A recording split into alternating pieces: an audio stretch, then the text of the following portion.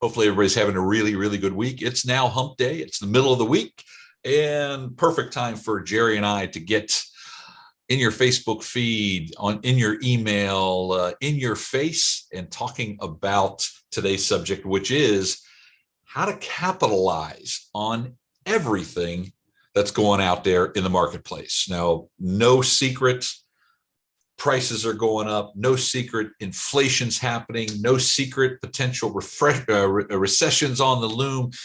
No secret, everybody's looking for help.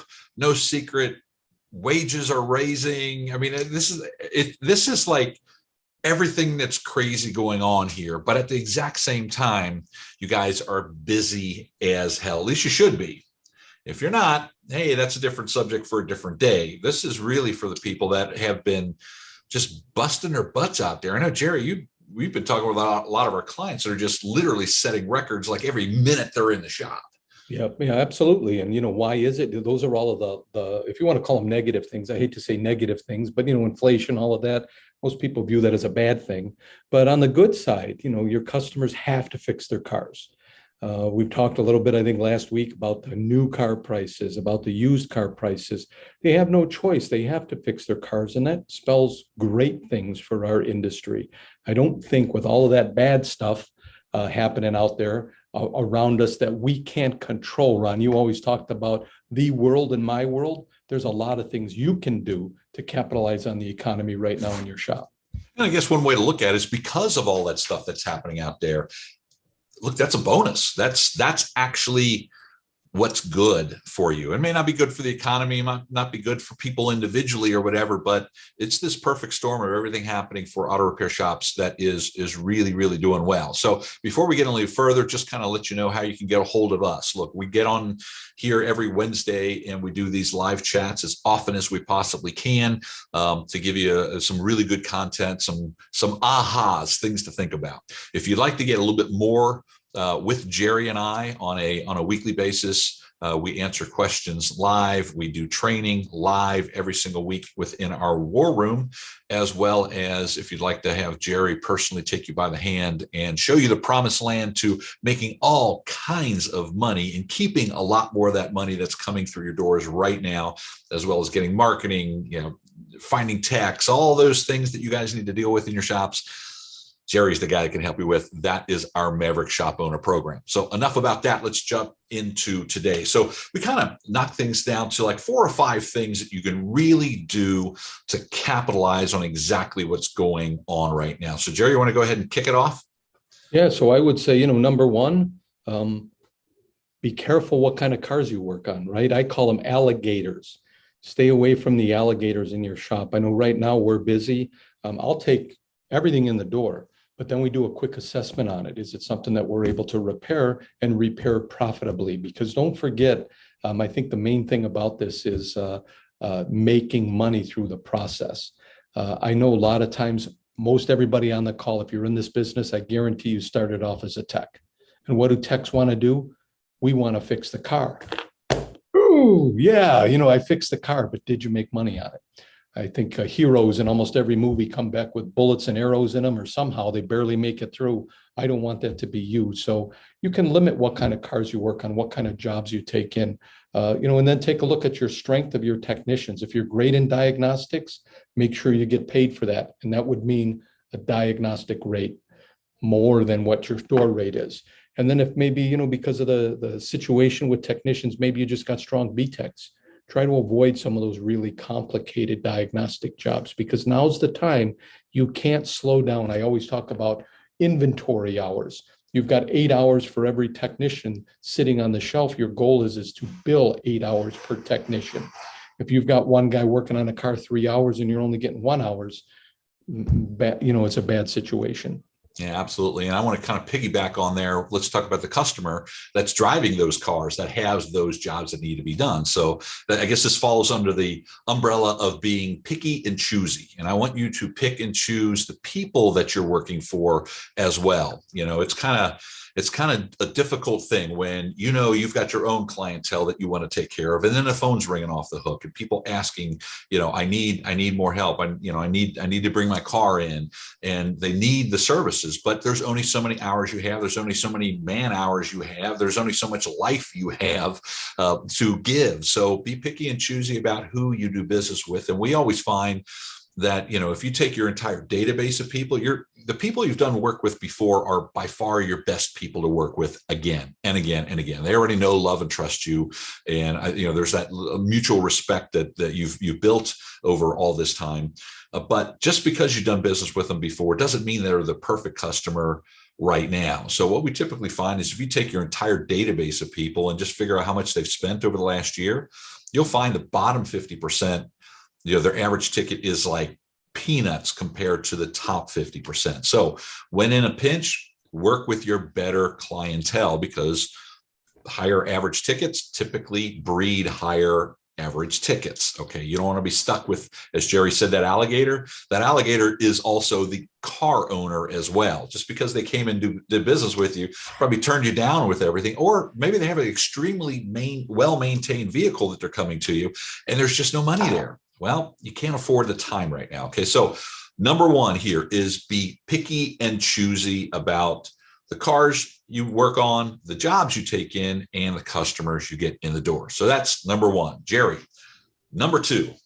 About financing. One of the things I think today is money gets a little tighter for customers. They don't have the disposable income.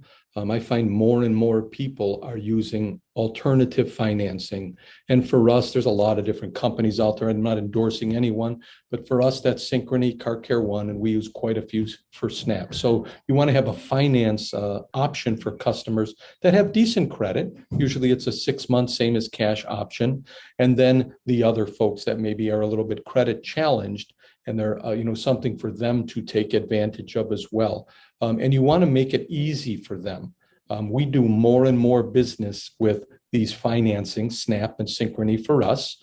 And you want to make it simple for them, because I don't think a lot of customers really want to say, I can't afford to get my car repaired. I think stats say like 70% of Americans cannot afford a $500 expense. In other words, they don't have $500 in their bank account to be able to pay for an unnecessary an unexpected repair. So the way I want you to make it easy, see if you can't put those links on your website. Have your website designer put a finance tab on there. I send people right to the website and they fill it all. They don't have to tell me what their income is, social security number, all of that kind of stuff. It's uncomfortable for people. So put it on your website, make it easy for somebody to apply and provide that financing that so many of your customers desperately need. Yeah. And I don't want to make it sound, you said desperately need, but I think there's also another subset of your clients that just because the looming recession is coming, that's when people tend to hoard the cash. Okay. So they don't want to let go of that cash. They'd rather finance it, give it 90 days. Cash is king in a recession. So they may be looking at it that way as well. It's like, hey, prices are rising. I got this money in the bank. I want to keep that money in the bank. Maybe I'll go ahead and finance it. So, there are those two camps, but definitely I'm sure the people that can't afford it or have a more difficult time to afford it right now are the ones that are getting it the most. Okay. So that is number two. Number three, I'm going to tell you, raise your prices. We've talked about this. I think every time we do one of these chats, every time we do a group call with our clients, probably every time we're talking with one-on-one with our clients, we're talking about prices right now, because look, we're all getting hosed. We're getting hosed everywhere. We're getting hosed at the pump. We're getting hosed at the grocery store. We're getting hosed by, the cost of your employees going up. The average worker, I think, is like 7% higher wage now. Your parts, we're getting bombarded as business owners, but your clients are getting bombarded as well. Everything they purchase has now gone up. And as we've mentioned on past calls before, this is the perfect time to raise your prices. And I'm not saying just raise your prices just to cover your costs going up. That's just the minimum. You have to, that tide's rising and you got to lift that boat with it. Okay. But I'm going to tell you, this is the time you've been underpaid, as we've talked about. This is the time to go above the tide. This is, be higher than where everything else is, because we've cracked the seal. Okay. People are used to paying more money. It's time you finally get paid what you really should be getting paid. So raise your prices above where your expenses are. And once you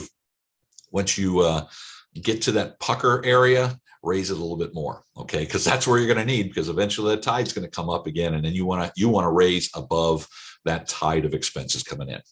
And that does it. You don't want to deal with the bottom 50% like we were talking about. And sometimes it's a little bit of maybe self-cleaning that database a little bit, because as you raise your prices, we make 80% of our money off the top portion of our database. Some of those bottom people will fall off, and that's not a bad thing.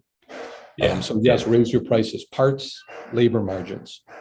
Yeah, absolutely. And you can keep a really, really close eye on it. And especially if you need some help, reach out to us, because Gerry is phenomenal at doing all of that. Okay, so that's the top three. We got two more for you.